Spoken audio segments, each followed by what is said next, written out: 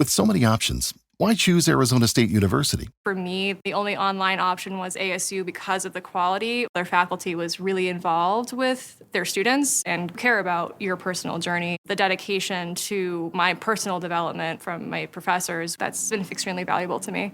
Earn your degree from the nation's most innovative university. Online. That's a degree better. Explore more than 300 undergraduate, graduate, and certificate programs at asuonline.asu.edu.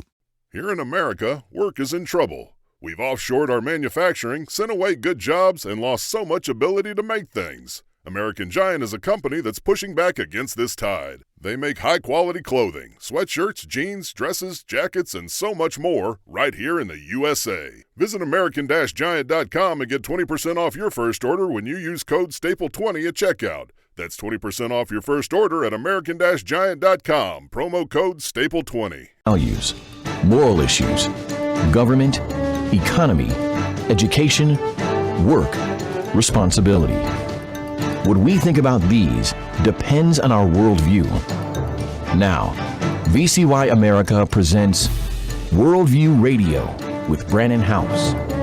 And welcome to the broadcast. Glad you are with us on this March 13th, 2025. I'm going to go over to Worldview Report. Got to type it correctly.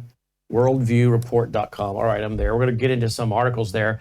I think we're going to be joined by David Pyne here in a moment, if we can make connection with him, because it looks like Vladimir Putin is willing to come to the table to discuss a ceasefire, which is good for all of us. But there's also a military exercise between Russia, Iran, and China that is soon unfolding. We'll get to all that. We also have some exciting news here. The guys on the team have been working on something for about 3 months, and I'm very excited about it, and it means a lot to me.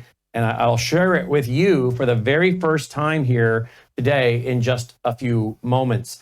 I do want to go to something over at technocracy.news. Our buddy Patrick Wood, who hosts a show 2 days a week here with Logan Howse called Technocracy News. At his website, technocracynews.com, and I've now put it over at worldviewreport.com. Now, this is literally in our backyard. Here it is, Moth's Colossus in Memphis. That's Colossus, okay? Musk, that's Elon Musk. Elon Musk has this Colossus in Memphis to reach 3 million GPUs. Prepares to eat the world. This is at the old Electrolux factory, okay? And I guess David says he's ready, Logan. This is at the old Electrolux factory that Elon bought last year. And in about 9 weeks, he had this thing trained in and going. And he's the one that told Jordan Peterson, it may be our God. Our next God may come out of Memphis. No, thank you. And he joked that, Memphis, Egypt, like Egyptian gods. Well, this is very interesting because I don't know anything about this movie, but apparently in 1970, there was a sci-fi fiction horror called Colossus.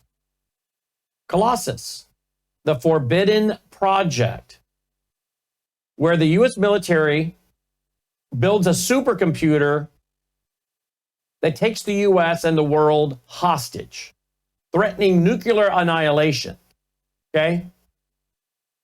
And now Musk is expanding what he calls Colossus with another 100-acre purchase in Memphis. Okay, so we can look at this as far as us here in the Mid-South goes. Let's look at the good, let's look at the bad, okay? Here's the good. A lot of jobs. That's pretty good. We like that. High-paying jobs. Yeah, we like that. And high-paying jobs generally mean people buy houses. We like that. This should be good for real estate prices here in the Mid-South. That's good. That's good. Now, let's go to and they buy things. They consume things, so that's good for the economy, right? They eat at restaurants and whatnot. That's all good for the Mid-South. But wait a minute now. What about power?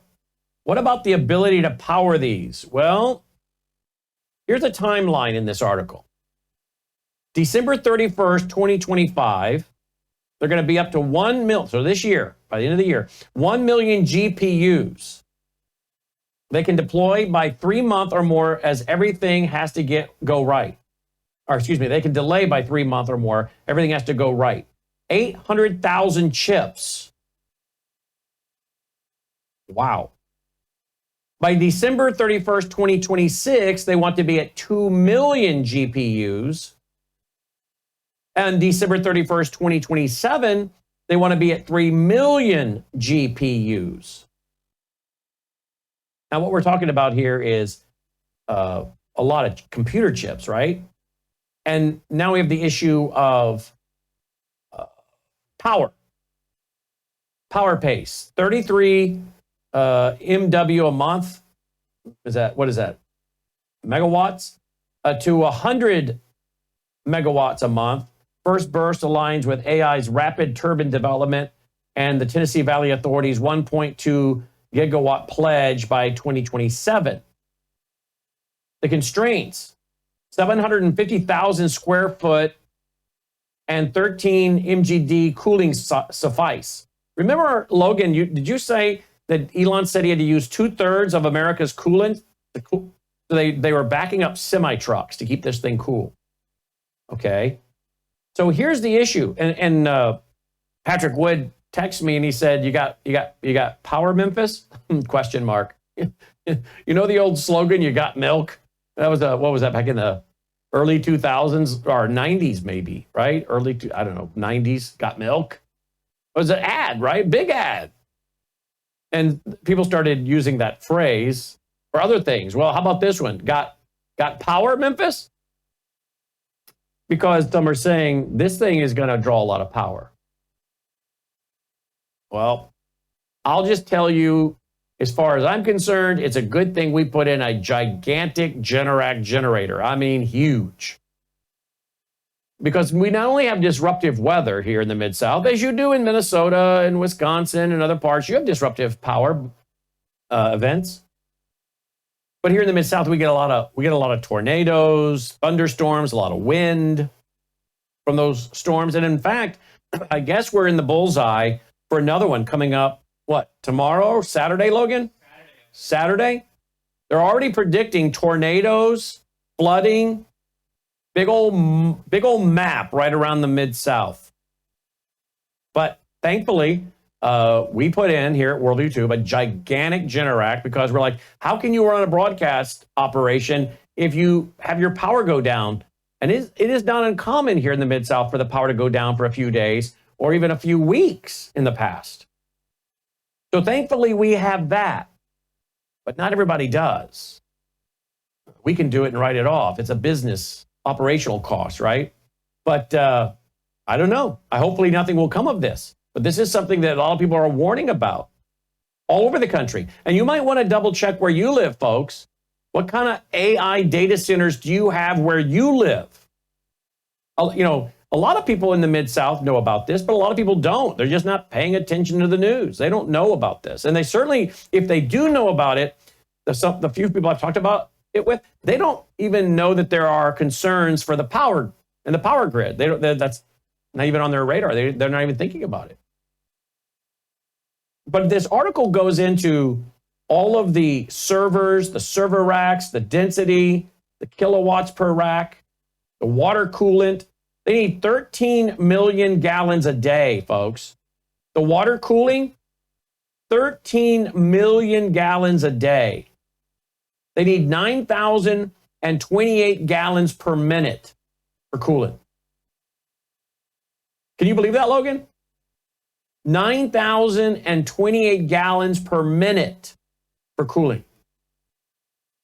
And then they've got their liquid cooling. Their liquid cooling, that's what you were talking about earlier, right? And they get into some of the numbers and capacity for that. And then they plan to expand beyond 1 million chips. I guess they're planning on the Tennessee Valley Authority and MLGW, Memphis Light, Gas, and Water, helping them do this.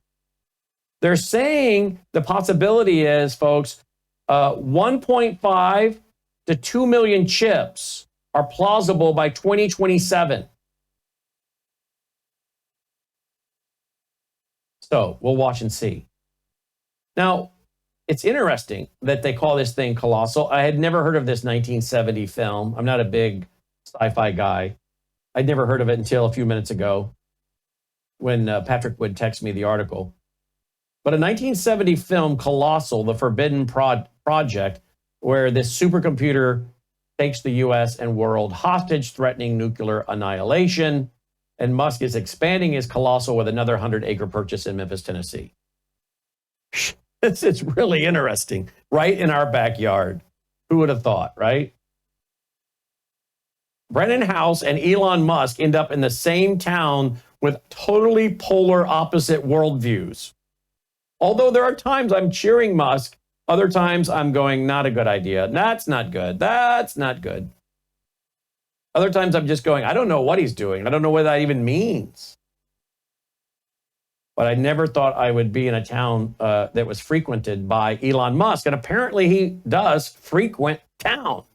Now, I would love to go do a tour, but I've already checked. No tours. They won't let us do a tour. But I would like to get an interview with Elon, and I'm working on it. I would like to get an interview. Patrick Wood chuckles a very nervous laugh when I talk about that. He's like, I'm not sure who this guy is at the end of the day. I said, I'm reading between the lines. I know what you're thinking. But I would like to interview him. So there you go. All right. Well, let's go find out what's going on in the other parts of the world. David Pyne joins us now. David, welcome to the broadcast. Thanks for being with us. Thanks, Brannon. Great to be with you. You too. Any thoughts on the fact that right here in the Mid-South, a few miles from us, Elon has now bought another 100 acres for Colossal, which is really the name of a 1970 movie I'd never seen, talking about how a supercomputer AI takes the world by hostage by threatening nuclear annihilation. He's going to build this with up to 2 million chips, and right now he's having to use over 2,000 gallons a minute to keep it cool. What are your thoughts? Well, it looks like Skynet's in the process of being built. We could have another Terminator movie on our hands that kind of uses Musk as the villain, I suppose. But I don't know. I don't have any issues with it. But his choice of a name for the computer does seem an issue, I guess, to folks that are sci-fi fans from the 70s. Yeah, well, I'd never heard of the film till now, and I think AI and computer programming and faster computers can be a wonderful thing when used the right way, but I am concerned about our infrastructure. We already had concerns about our infrastructure here in the Mid-South before this, okay? It was already known that we weren't so sure about our utilities here in the Mid-South, but I think we can say that pretty much about a lot of utilities across the country. I mean, you're the president of the EMP Commission. You deal with the power grid. So I can say, well, I know what concerns are by MLGW workers that have stood in my yard and said every day we wake up, we're shocked the power's on. And I laughed, and they said, we're not joking. I said, oh, I thought that was a joke. They said, oh, no, it's not a joke. This grid is so backdated and so archaic, and they aren't maintaining the tree lines like they should. And the wind blows here in the Mid-South, trees hit a line, the power goes down, or your power flickers, or it goes out.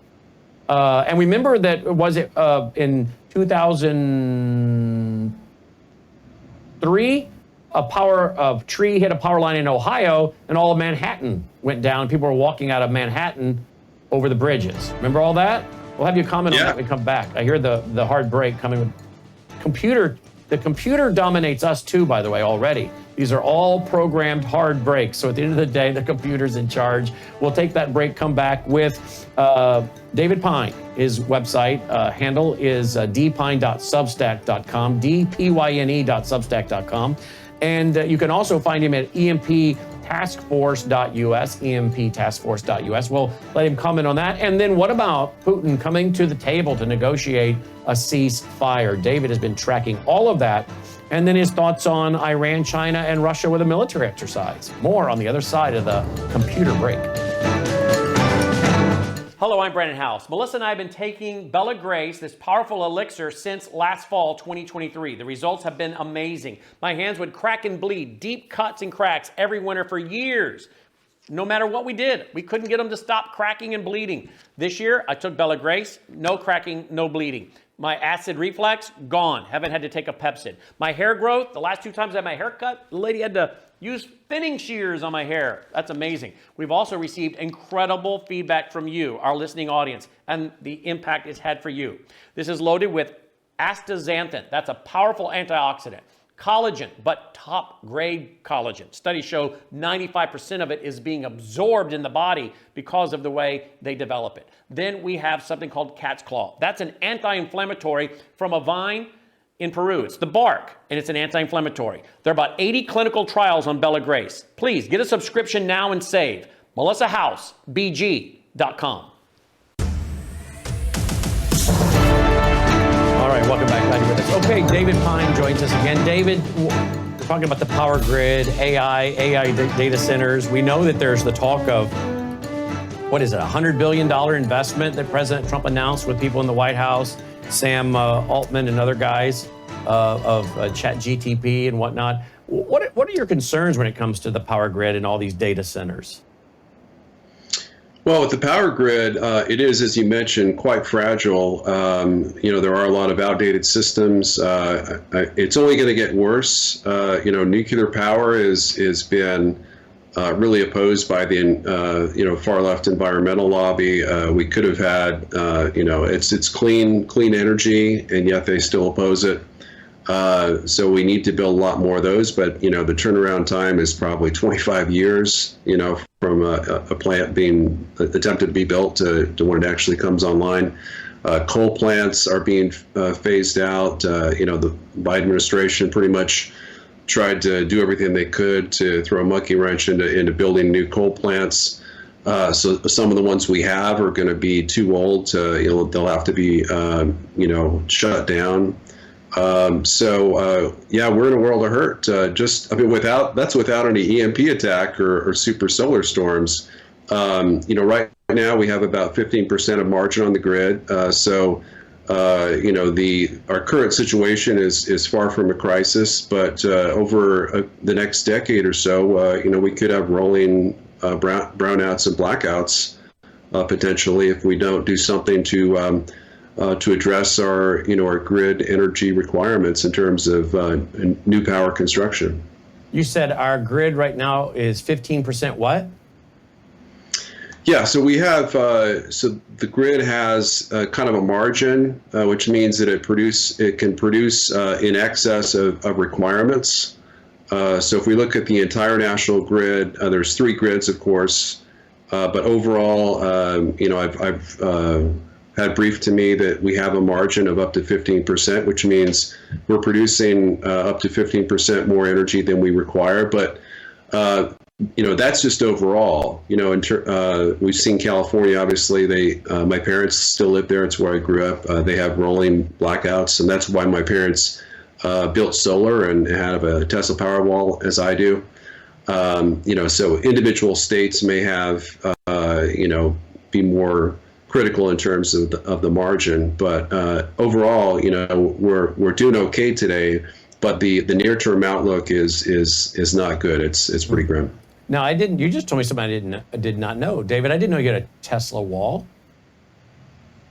Yeah, I just had it installed last December, with all of the increasing threats of China against Taiwan, and of course, Biden trying to, bombard Russian cities, with long-range ATACMS missiles. I thought it might be a good idea to have some peace of mind with, energy that could potentially withstand a cyber attack. EMP attack would be a little bit unsure about that. How well does it work for you? I mean, you've obviously tested it out, right?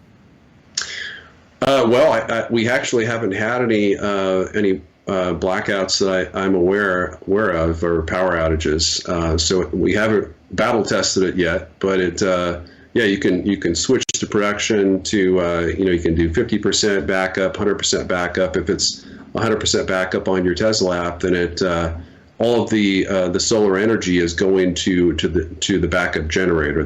the Tesla Powerwall. So it's a good thing to have. The cost is after taxes is probably around $27,000 or so. After taxes, do you get a tax write-off on it though? We are getting, it's a 2-year tax write-off, and we're getting our first tax write-off of about $7,000, hopefully in the next month or so. Okay. So I recommend it to all reviewers. Well, I was looking at them several years ago when they first came out, but I'm like, I don't know that it's developed enough, but now it sounds like they really are. Are you able to run on that for part of the day, so many days out of the month to cut your power bill down? Have you tried that? Can you do that? Yeah, so you can actually test it. You can actually go in grid down mode, and you can test to see how it would function if there's no power being supplied outside of solar. I haven't actually done that long term. I've just done it kind of briefly, and the power doesn't shut off. So I've only done it for several minutes, I think. But I ought to do that. I ought to shut it off for at least a day and see how we fare. But you do have to run your appliances. There are certain appliances that are real power hogs that you're not going to want to run in a grid down situation, such as washers, air conditioners, perhaps even heaters and stoves, or not stoves but ovens. So those are issues. And of course, if your power is down long term, some of those things you're not going to be able to run anyway. Especially the gas, like a gas burner would not be feasible. Yeah. See, I have a Generac generator that runs on LP from the gas line. And if the power grid goes down, I'm not sure they're going to keep pushing gas my way. Well, that's the thing is, Dr. Peter Price has before his untimely passing, he warned that the natural gas lines would likely explode. So you'd want to have it shut off to your house, or else there might be a risk of a fire in your house. That's not good. Well, I do have a solar generator, but not a Tesla, not something that big. But it's crazy we even have to talk about these things, but we do. Let's go right to the issue of World War III, something Dr. Pry, yourself, have been warning about for years. We woke up today to the news that Putin might be ready to come to the table to talk about a ceasefire. What's the latest? Well, this is a lot of kind of rhetorical exchanges. Zelensky, as of Tuesday, he claims to support a ceasefire. Of course, he's vehemently opposed to a ceasefire, and he kind of colluded with Rubio, Waltz, and EU leaders in France, Britain, and Germany to come up with language that would be designed to ensure its unacceptability to the Russian Federation in terms of claiming that Russia would have to return not only prisoners of war, which might be feasible, a prisoner exchange, but also reportedly detain civilians. I've never heard of Russia detaining any Ukrainian civilians. It's possible that there might be a few. But then also supposedly, forcibly relocated Ukrainian children to Russia. I mean, that's been a Ukrainian propaganda story that has no basis in fact. So, of course, Russia wasn't going to accept any of those conditions. What's going to happen now is, Russian President Putin has stated that, he is open to the idea of a ceasefire, but it would require further discussions with President Trump.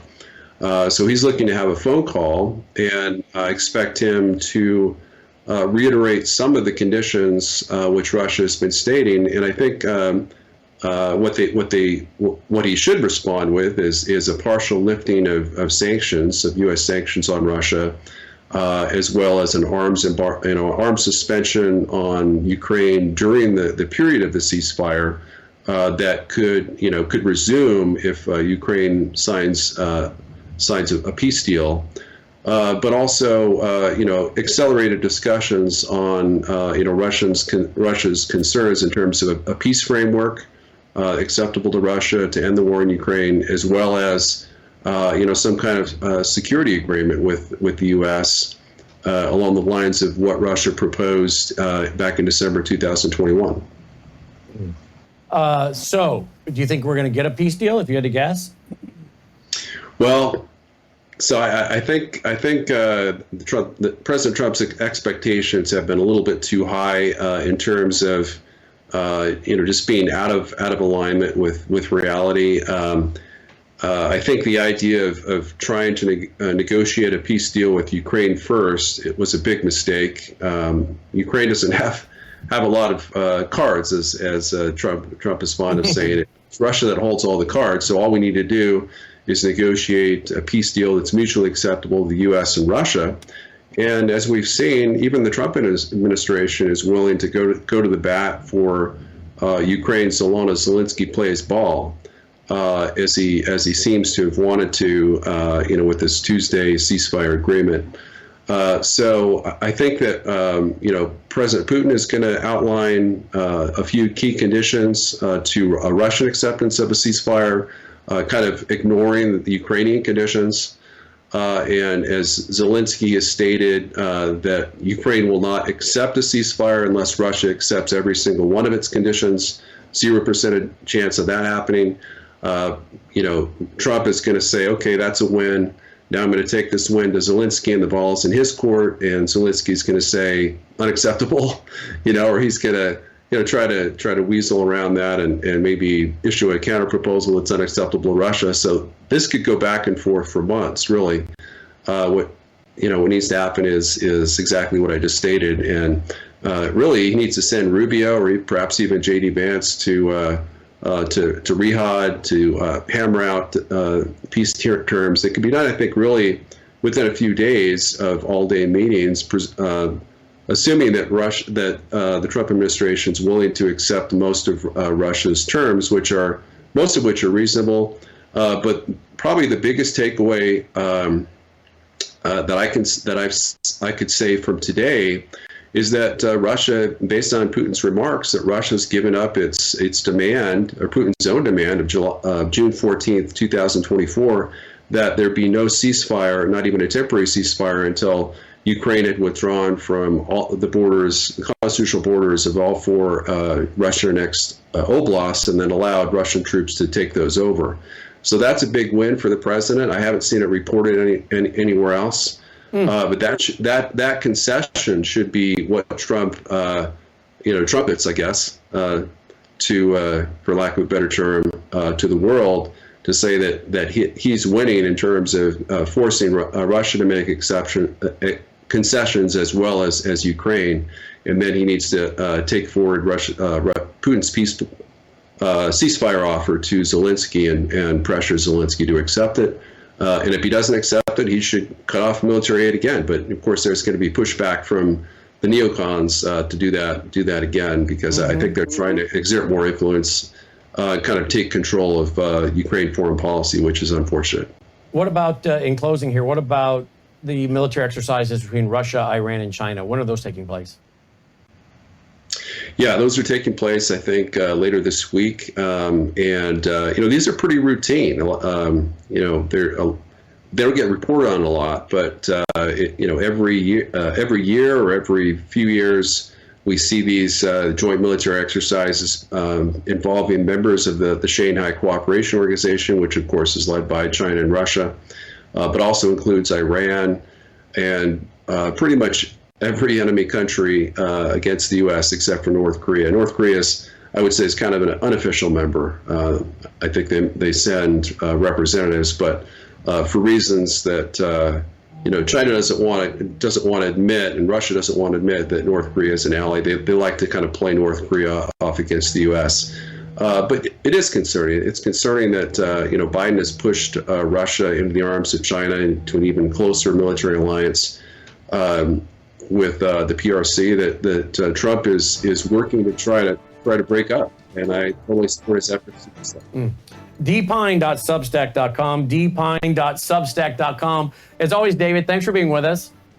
Thanks, Brannon. Have a great weekend. You too. David Pyne checking in, folks. Also the president of the EMP Task Force, emptaskforce.us.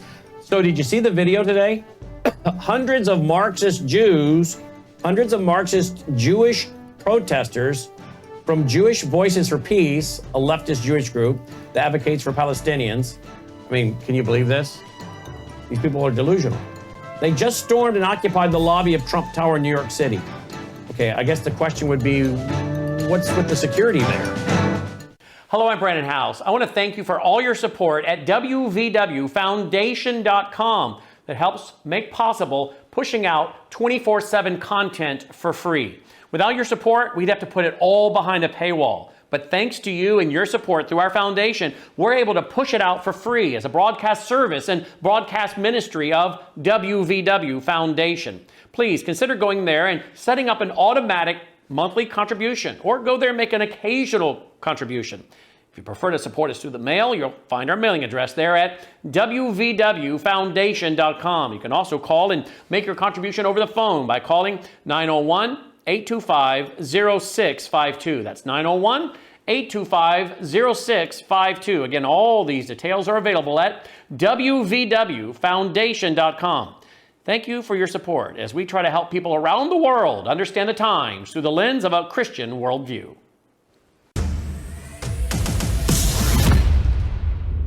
All right, welcome back. Glad you guys are with us. The ICC, the International Criminal Court, they just arrested the former president of the Philippines. We dealt with that last night. I want to touch on that in just 1 second, and then make a big announcement here for the first time to the public, something that our team has been working on, and I'm very excited about it, and it means a lot to me. You'll see why here in just a minute. But Laura Loomer, my friend Laura Loomer, has tweeted out that hundreds of Marxist Jewish protesters from Jewish Voices for Peace, a leftist Jewish group that advocates for Palestinians, has just stormed and occupied the lobby of Trump Tower in New York City to protest President Trump's deportation order of pro-Hamas Palestinian national Mohammed Khalil. Okay, if this doesn't confuse the public, number one, this is one reason why people tune in and then turn off. They don't understand all the conflicts, okay? It's hard enough for the average person to keep up with Islam, communism, right? All these different things, all these different isms and worldviews that we've committed ourselves to studying and explaining for 35 years. But now all of a sudden you say to the average American, hey, do you know there's a Jewish group out there that just filled up the lobby of Trump Tower and they're defending one of the Hamas leaders in America? Okay, now the average American, their eyes roll back in their head and they're like, you know what? I think I'm just going to ignore the whole mess. Because I have no idea why Jews would be defending Hamas that carried out October 7th in Israel. I don't get that. They don't know this, but they do know about October 7th. Their charter calls for the elimination of the Jewish state and says no amount of talks, treaties, it's all a waste of time. It's in their own charter. We've talked about it, read it, showed it on the screen for years. But even with most Americans not knowing about Hamas and their charter, and all that most of them will figure out, okay, October 7th, that's Hamas. There are Jews that are defending a Palestinian national pro-Hamas leader. Well, this is all just too complicated. I don't even think I want to try to understand it. And they check out. They really do. But we shouldn't do that. Now, we do know that there are self-hating Jews, okay? Karl Marx, Sigmund Freud, self-hating Jews. Remember the article I shared from one of the Jewish publications a few weeks ago? Are my Christian Zionist friends more Jewish than the leftist Jews? A question that the writer was asking. Something we've been saying a long time here, right? I'm more Jewish than most Jews in America. And by that, I mean, I care more about the Jewish people. I care more, I'm concerned more about rise of anti-Semitism, the attack of the Jewish people, the anti-Semitism, its roots, it's demonic. I care more about the right of the Jewish people to have their historical and biblical right to the land. I'm more informed on that issue than the average Jew in America. But remember, up until recently, many American Jews voted for far left people. Why? Because the propaganda, who's on the right? On the right are your Christians. Who carried out the Holocaust? Christians. Remember, Hitler was a Christian, they say. Remember Hitler? He had his Reich Church, all the denominations dissolved and united under the Reich bishop, handpicked by Adolf Hitler. They had the swastika and the cross at their conventions, their Protestant conventions, church conventions. You had Martin Luther saying these horrible things about the Jews, John Calvin. And so Satan loves to use all that to convince many people, including the Jews, you can't trust the Christians. Because remember, ultimately, folks, what's going on here? A big spiritual battle to stop the Jews from becoming believers. Satan doesn't want any of us, Jew, Gentile, or anyone to become a believer, right? But he particularly is targeting the Jews. Because if you have Jewish believers, you're now starting to lay the foundation for more Jews to become believers, right? And we know that in the tribulation period, once all the Christians are removed, 2 Jews show up preaching and teaching, the 2 witnesses, and many Jews hear and believe, because guess what? Some of those Jews may be on the planet right now who are saying, I like that Brannon Howse guy. I like him. One of my Jewish friends, Dov, he's Orthodox Jew. He had to get off the show the other night because the Sabbath was approaching, sundown. I got to go. I got 2 minutes, Brannon, and I got to get off the line. He was observing the Sabbath. And you know what he says on TV? I love you, Brannon. He tweeted out the other day. I don't follow a lot of tweets about myself, but Logan said, you know, he tweeted out, the more I watch this Brannon Howse guy, the more I love Brannon Howse. Now, why do my Jewish Orthodox friends feel this way about me? Because they know where my worldview is as a Christian, right? He doesn't have to wonder, okay, what kind of Christian is Brannon Howse? Is he in with all these anti-Semites, John Calvin, Martin Luther, and all the other anti-Semites on social media now that we're seeing that claim to be Christians? Oh, no, that's not Brannon Howse. He's a strong Christian Zionist, right? Now, some of these people, because I don't know where we are at on God's timetable, some of these people or their children may be here, physically here, when the church is removed, and they're going to go, wait a minute. I remember this Christian Zionist, Brannon Howse, talking about his Messiah. He loved the Jewish people. He understood the biblical right and historical right of our people to the land. And now we have these 2 guys showing up, clearly Jews, at least Elijah, for sure we're going to say that. And Moses, Hebrew. And they're preaching. And look at that. They're talking about the same things Brannon Howse, that Christian Zionist, was talking about. Of course, Satan doesn't want us doing what we're doing. Of course, Satan doesn't want more Jews to understand about us Christian Zionists. Because some of them may actually have their hearts softened up toward the gospel. And I don't know what time we're in, but if the rapture were to happen tomorrow, some of them will be here and their hearts are going to be very softened in some ways and say, you know what, my Christian Zionist friend Brannon Howse, I think he was right. I need to understand more about what he believed. Or my Messianic Jewish friends. Some of them have Messianic Jewish friends. So Satan wants the world to be so confused about the issue of the Jews that they just check out. They don't even talk about it. And so when you see Marxist Jews storming into Trump's lobby, the first question is, A, doesn't this just confuse the living daylights out of most people? Jews defending Hamas. Okay, too complicated to understand. I don't even want to know about it. I'm not even going to try to figure it out.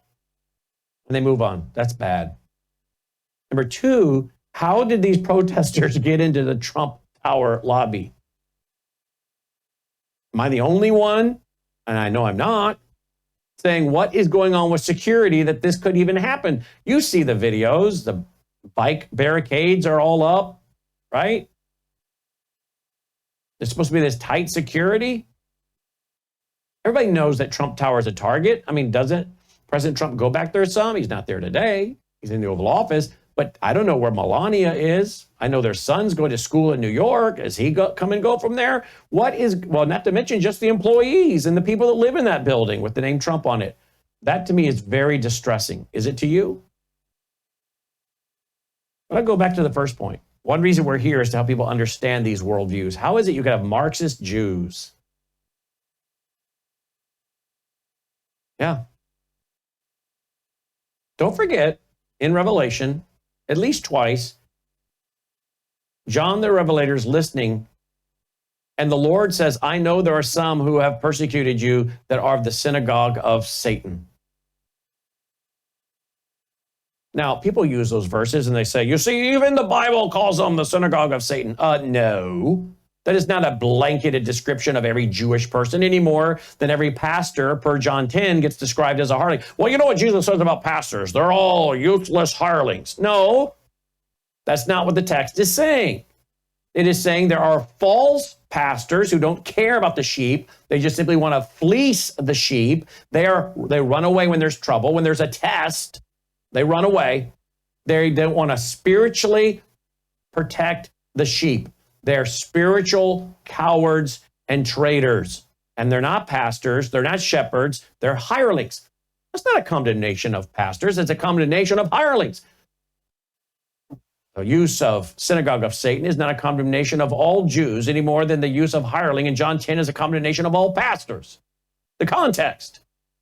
It is saying we know there are those who persecute you, and some of them are Jewish, and they're turning on the Jews that are becoming believers, and they're turning on some of the Gentiles who become believers, and we know about these people, and you did not allow that to weaken your faith or your perseverance, which is sometimes the word patience is used. You have remained patient, and that word can also mean perseverance. You've continued to persevere, and it's being counted righteousness to you. Remember in the letters to the churches. So, yes, some of these Marxist Jews would be thrown into that camp. Some of them are not even religious, okay? Some of them may be, but a lot of them are secular. That's just their birth. They don't care. They'll use I'm Jewish. They'll use that to their advantage to somehow confuse people and to give aid and comfort to what is their ultimate goal and worldview, not Judaism, Marxism. But this certainly does confuse the world, no doubt about it. All right. Did you guys hear the little exchange between a Congress member, two men in Congress the other day? Listen to this, folks. Listen to this. Okay, I got no, I think we got audio, right, guys? Here we go. Representative from Delaware, Mr. McBride. Thank you, Madam Chair. Ranking Member Keating, also wonderful. Mr. Chairman, could you repeat your introduction again, please? Yes, we have set the standard on the floor of the House, and I'm simply... What is that standard, Mr. Chairman? Would you repeat what you just said when you introduced a duly elected representative from the United States of America? Please. I will. The representative from Delaware, Mr. McBride. Mr. Chairman, you are out of order. Mr. Chairman, have you no decency? I've come to know you a little bit, but this is not decent. We will continue this. You will not continue it with me unless you introduce a duly elected representative the right way. This hearing is adjourned. Wow. Well, good for him for adjourning it. You guys understand what's going on here? There's a dude who thinks he's a lady. He shows up with his long hair and makeup and dresses. And the House has already said, we're not putting up with this foolishness. There are two genders, and we're going with your biologically born gender. This dude, where's he from? Massachusetts, Logan? Got addressed as Mr. And the co-chair of the committee didn't like it. And the chairman said, fine, this committee's adjourned. Again, my grandparents, my great-grandparents, they couldn't even process this. They couldn't even process this. I can sometimes not process it. How about you? 1-800-347-9829. Your thoughts, your comments, your questions on any of this. 1-800-347-9829. If you got a computer, get in front of it. I'm going to show you guys something that I'm really excited about right after this. Phone line's open. We're not changing courses. Now, we are who we are. We're committed to the truth that we are committed to. Worldview Tube is a broadcast network that I started in 2006, but it's based on my 35 years as an author and speaker and commentator. Worldview Tube is here to defend the truth of a Christian worldview. And we believe we can apply it to all areas of life, like law, science, economics, history, family, social issues, education, religion, major issues. At worldviewtube.com, we provide news from around the globe that isn't typically covered by mainstream media. Visit worldviewtube.com to watch our experts and analysts discuss all your favorite topics on our 24/7 live stream. Explore our extensive collection of unfiltered and uncensored content from 35 years of production. Go to worldviewtube.com today. Also find us on all of these major platforms and download our Worldview Tube mobile app.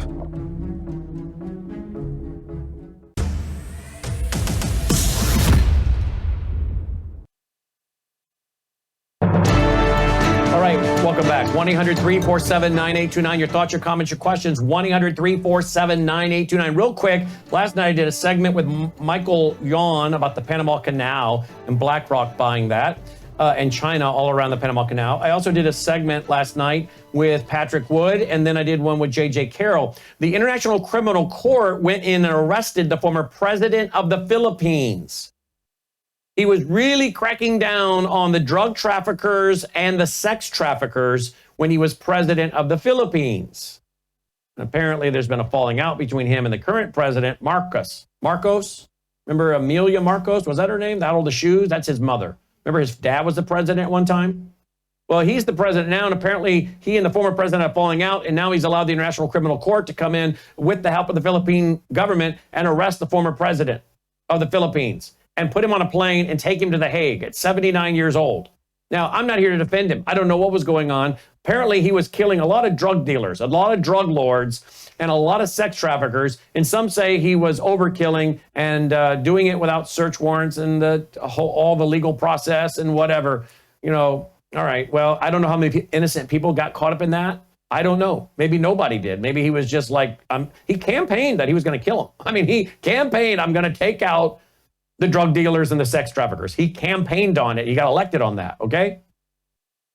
So here's the issue that we talked about last night. Why is the International Criminal Court in this big move grabbing a former leader, dragging them back to The Hague? Why would they not indict him with a grand jury in the Philippines and let the people of the Philippines judge him? Maybe because a lot of the people in the Philippines like the fact he did away with sex traffickers and drug dealers. I don't know. But this is a dangerous precedent, and it also could send a chilling, be a threat, if you will, to people like, Marco Rubio, President Trump, J.D. Vance. It could be Benjamin Netanyahu, Putin. Do we really need judges from Uganda? Judges from Romania, where they stopped a nationalist from having his election because he was ahead and even arrested him in Romania? Do we need a judge from Romania sitting in judgment of other countries when they're such a mess? Certainly not in the judgment of America. And in February, President Trump pulled us out of the International Criminal Court again and put sanctions against some of the judges. This is a big deal, but it's pretty well gone silent on most media outlets. Now, before we go to the calls, what am I excited about? Our team, if you go to worldviewtube.com, actually, you can go to the About at the top and hover over it. Otherwise, if you can just want to go to worldviewtube.com/about, worldviewtube.com/about. The team has been working for over 3 months to collect video from the 90s off VHS and all kinds of things and put together a whole page of our history since 1990. And if you'll notice, I do want to point out, if you go there, you will notice a little red play button on a few of the pictures. If you see those little red play buttons on any of the pictures, click that. That means that there's going to be a video behind that, okay? So you'll see me back in 1991, 1993, with our documentaries on the New Age movement and education. But you'll see so many fun pictures of me with Dr. D. James Kennedy, me with Phyllis Schlafly, Jerry Falwell, Josh McDowell doing his radio show from my office, me with Oliver North on his show at CPAC, me interviewing Jack Kemp, all the way back to the 1990s and forward to today. It is so fun to watch and to remember the things we have done. Some of them I really kind of forgot about and brought back a lot of memories. And the team worked really hard to put together our history and our heritage. And one reason I like it is because it's fun for me to reminisce about all we've been able to accomplish. But it's also, I want to make it very clear what the Lord has allowed us to do. Oh, all the prophet, there's me with Adrian Rogers, Tim LaHaye, and so many others. All the things the Lord has allowed us to do. I'm just blown away. I really am. But it also, I wanted to show you and for you to show your kids and your grandkids, this guy and his team have been at this a long time. Not like today where anybody can get a microphone and a podcast. Brannon and his team have been laboring at this diligently for a long time and taking some pretty tough stands and not withering and wilting away. So I want to thank the team. They worked so hard on it for 3 months. Took a lot to grab a lot of this stuff, and there it is. Let's go to the phone lines. Let's go to, let's see, first caller. You got to take that down, guys, so I can see. There we go. Let's go to Mason, line 1. Mason, thanks for calling in, Mason. Hey, Brandon, I was just listening to the Marxist Jews part of it on the radio in my truck. I want to thank you guys for the biblical worldview you guys bring to these issues. And second of all, real quick, I want to say that there's a lot of parallels between Gays for Palestine and the Marxist Jews. It's both self-destructive ideology. Yes. And it's all very clearly a incredibly well put out satanic agenda that's just, I mean, it's in your face, and the world can't see it because they're blind. Absolutely. Thank you, Mason. Hey, Mason, how old are you? I am 22. Awesome. I could tell his voice made it sound young. I love your show. Well, thank you, it's Mason. Awesome. So well, I'm I just honored. appreciate you for taking my call. Well, no, I appreciate your calling. I'm just so glad to hear a 22-year-old young man listening. Thank you, Mason. Wow. Call back more often. Let's go to Gerald in Minnesota, line 4. Hi, Gerald.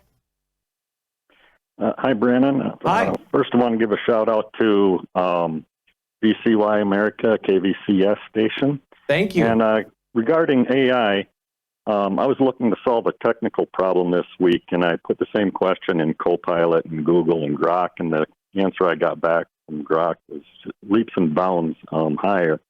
But the thing about AI is it's a baby right now, and it'd be foolish to let that baby to grow up without a influence of a Christian worldview. So I encourage listeners to interact with these AI. For example, just tell it to generate 10 questions for a men's Bible study with one question for each of the first 10 verses of Romans chapter 13, and the answers should be easily found and by reading the verse. And because these things learn from humans. You're right, Gerald. And do you know that? From us. Do you know that I've gone in and had conversations with some of them just so that we could get the information on a few things straight? And you're absolutely right. It's fascinating. You can train them. But I'll tell you, Gerald, we have AI. We have AI servers. They are isolated. They're quarantined. I've been talking about it for months.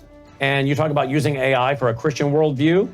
We won't have to train it to have a Christian worldview in unbrainwashing it, because it's all quarantined with myself, Jimmy DeYoung, Andy Woods, John Whitcomb. I mean, on and on and on and on, 35 years. And soon you will be able to do research, and you, I think, will enjoy the fact that it will work so quickly, pulling out research for us all, so we can use it for good, and that's what we intend to do.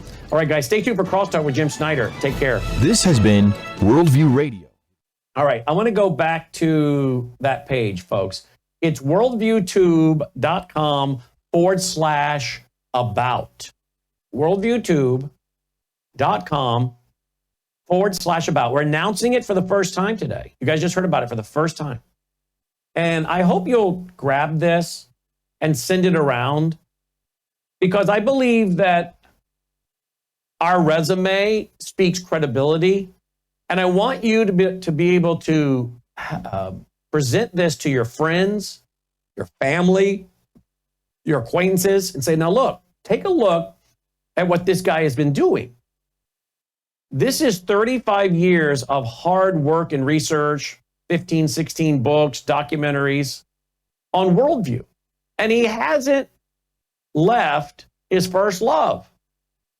He's still doing what he started out to do 35 years ago, which is to bring a Christian worldview to bear on the big issues of the day, unapologetically.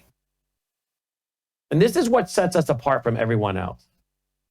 When the team was working on this and grabbing all of these things from the 1990s and forward, that was how I was continually viewing this. This page shows that we are unique and we are different. And I'm not going to apologize for that, because what makes us unique and different is that we are committed to the truth of a Christian worldview, the truth of the Bible, the claims of the Bible. And we've been willing to take those even into the area of media with high-profile interviews. And I have never had, one of them, if you go there, you'll see Bill O'Reilly. In 1999, it's got a red play button, and if you click it, you'll see my interview with Bill O'Reilly. And in particular, I'm talking about the Christian worldview with Bill O'Reilly on Fox News.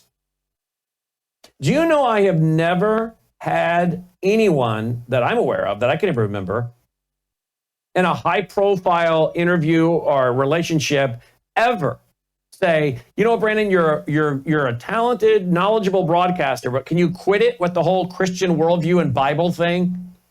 No one has ever said that to me. In fact, what they have said is, hey, Brannon, can I ask you a theological question? Hey, Brannon, can you tell me why it is I shouldn't have bitterness toward these liberal, progressive, Marxist Jews that have come after me for years? Some of them being lawyers and in the government that have persecuted me. Can you help me with that? And I've been able to answer theological questions, Bible prophecy questions for nationally known figures, who I won't name because those are confidential conversations. But do you know I've never had one of these national figures that I've interacted with and worked with closely and interviewed ever say, your show would be so much better if you would just quit talking about the Bible and a Christian worldview? No, to the contrary. I was invited to speak at the 50th anniversary of the Iowa Governor's Prayer Breakfast. That was a real honor. Again, it was a validation with all these people sitting there, U.S. Senator Grassley and others. And to think, what a great country we live in, to talk about the Christian worldview. And we don't need to be apologetic about that, folks, because it's right. It's accurate. It is the dominant worldview when it comes to, it's 100% accurate when you apply it from the Bible. Why should we ever apologize for that or back away from that? I'm not gonna. The grass withers, the flower fades, but the word of God will stand forever. And we get our Christian worldview, obviously, from the Bible. And it has been a joy to do what I do. The Bible says, I've come that you might have life and have it more abundantly. That's an abundant life full of great experiences, full of spiritual experiences, spiritual activity, eternal life. And I could say that. I know many of you that are maybe up there in age, far beyond me, say that same thing. Life has been so much more meaningful and having purpose because I'm a Christian. So why on earth would I apologize for being a Christian or bringing it to bear on the major issues of the day? I'm not going to. Has it cost us? Yeah. You can see where a gunman came into our conference. The video's there. There you go. You see the red dot right there? That you click that, you'll see the video of him carrying on, flashing his guns at us. We've had a lot of fun. And Lord willing, we'll have many more years of it. Because at the end of the day, you know what? Doing the things of the Lord, serving the Lord, contending for the truth, battling for hearts and minds, it is actually fun. Sometimes we grow weary. I grow weary in the work, or in the war, but not in the work. I love the work, but I sometimes grow weary in the war, but not of the work. I love it. And I hope you'll celebrate with us our 35 years. Worldviewtube.com/about. Take care.